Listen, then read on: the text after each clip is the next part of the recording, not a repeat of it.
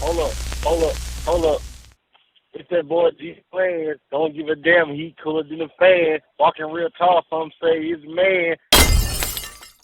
I want to go in. I'm going to talk about it, man. I said a few months ago, I did an interview with Mista Cain. That's my brother there. Mr. Cain spoke highly of you. Yeah. Like when I mentioned your name, HD, that's my dog.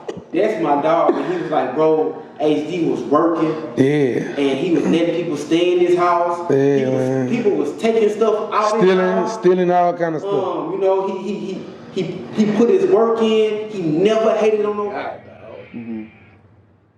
That nigga deserve everything he got, bro, and everything that's coming to him, bro. He deserve every single thing, bro. Yeah. That's my fucking dog, and I love that bitch. You heard me? Straight up. Real talk. Shout out to HD, bro. Cause who would have ever thought? You know what I'm saying? That nigga just being a lawyer, background nigga, stand up nigga, ready to fight for you. Man, that nigga was a heart. Man, I watched that nigga get up and go to work at 5 o'clock in the morning, every morning. Why I got bullshit ass, bum ass, dope head ass niggas sleeping on his nigga couch. Sleeping all over his house, stealing shit all in his house, fucking hole, bringing people to his house, you know what I'm saying? But he allowing y'all to stay in this shit, you know what I'm saying? Why that nigga woke up and went to work. Nigga to a plant job. Didn't smoke no weed, didn't drink no alcohol, didn't do nothing. Good nigga, dog. That nigga a good nigga. That's all he know how to be.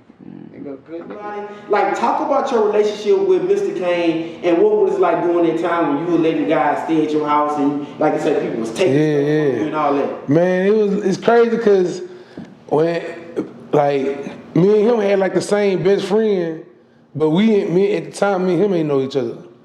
So Ernest was like my best friend. Ernest was like his best friend. But I've been knowing Ernest since we was like 7, 6. We grew up together since the 90s. Him and Mista ended up getting tighter later on in life. But by that time, I was already doing some other stuff. And when Ernest got to running with Mista, tough. So it was always a connection because even Lee Banks, you know, it was always a connection between me and Mista through Lee Banks and Ernest. So, you know, some years ago, I was like real popular with the rap. And the kids on Twitter, this how you know it's a long time ago, it's like Twitter. All the kids on Twitter like, AZ need to do a song with Mista, AZ need to do a song with Mista. So I'm walking through the mall one day and I ended up running into him and Reddy. And we all chopping it up. And I'm showing him all the Twitter stuff.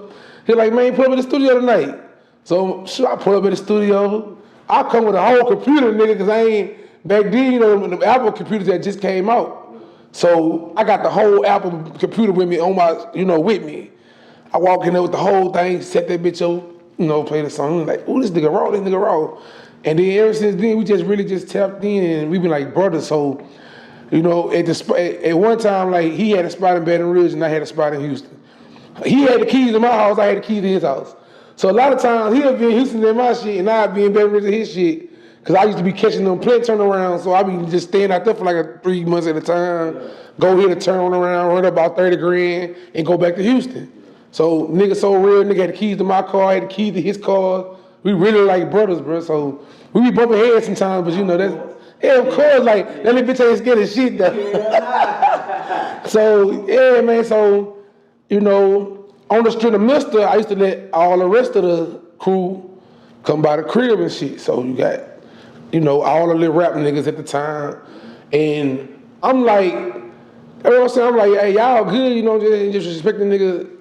Man, shit coming up missing. Nigga stole my gun one day, got it back the same day, but it was like, man, nigga, I'm looking out for you. Like, I just gave you money like a couple days ago because you ain't had nothing, and then now shit coming up missing. So it was just crazy. The rap wasn't really going for you at the time. No, I was doing my shit with the rap. Yeah. It was just I knew it wasn't my time. Yes, sir. So I was already had a name. I was already going crazy since I've been doing this shit since like 1997, really. But since 2001, I had a name. So in Louisiana, I was already popping. I just wasn't popping as fast and as much as them because they caught that social media wave. And I was stubborn, I didn't want to do the social media shit. So while they was catching that social media wave, I was playing the background, doing the real groundwork, building relationships and working on my craft. So they had to hide a name at the time, as in Baton Rouge. I had a bigger name like outside of just Baton Rouge. Yeah.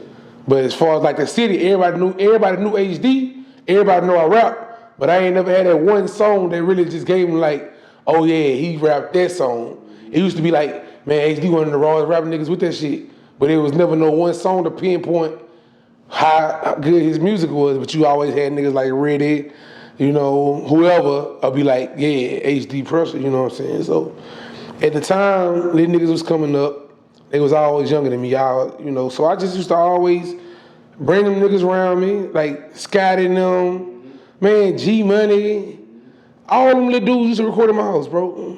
Every rap nigga from Baton Rouge is probably gonna record in my house. Reddy, Percy Keith, you name a nigga, Spitter them. Like Spitter them used to call me like, hey, you at home? I need to come record. I ain't never charge a nigga $1. Cause I don't record for money, I record because I fuck with y'all. I love music. So I never charge one person $1 to record in my house. Like, only way you record in my house is if I fuck with you. You know what I'm saying? I recorded the whole band. Every nigga who was popular rapping in 2012, they all recorded at my house. Everybody, every single rapper you name. I'm talking about, can't name a nigga that wasn't at my house. Like, they called it the famous HD closet because everybody used to be in my shit. So a lot of hits came out this month. A lot of hits came out. A lot of them I wrote some of them, a lot of them recorded, you know. Straight up.